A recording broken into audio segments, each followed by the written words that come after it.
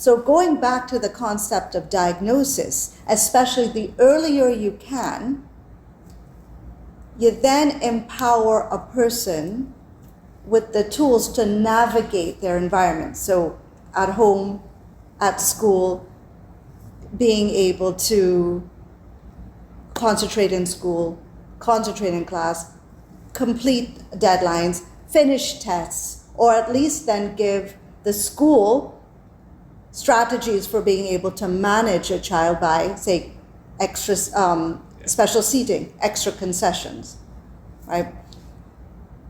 The person then with ADHD is empowered with the tools to be able to manage, which means then they grow up, because ADHD and other neurocognitive, neurological disorders, there's a huge genetic component to it, will then also know how to empower and treat with their children. So you intervene with one generation and other generations are also saved and served.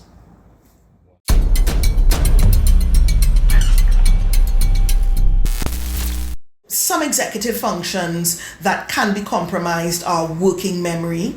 So that's the capacity to hold lots of little pieces of information that are related in play and execute a higher order cognitive task.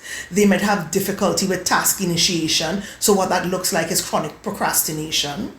They might have difficulty with time management. So sometimes people call it time blindness. So the person who chronically will attempt to get ready at 3 o'clock to be at a place for 3 o'clock.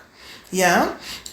Difficulty with emotional control and response inhibition. So that can look, and that one exists quite on a spectrum of behaviors. So that may look like aggression, but it doesn't always. It may look like in the classroom when a teacher asks a question and points to another child and says, "Johnny, give me the answer."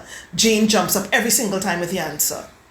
Because the part to hold and allow someone else, it's not that they want to rain on anybody else's parade, but they really have difficulty with that pause in a very genuine way. Some other skills that can be affected are metacognition, so that capacity to think about your thinking, sustaining attention. And the thing about sustaining attention is that attention itself is not one-dimensional. So it is sustaining attention, it is also ending focus and then picking up focus on another activity. It is being able to ignore distractors. And you might find that persons with ADHD might be really good at some aspects and not others. So they might be able to sustain attention really well if distractors aren't there. Or they can ignore distractors, but they have difficulty switching between stimuli.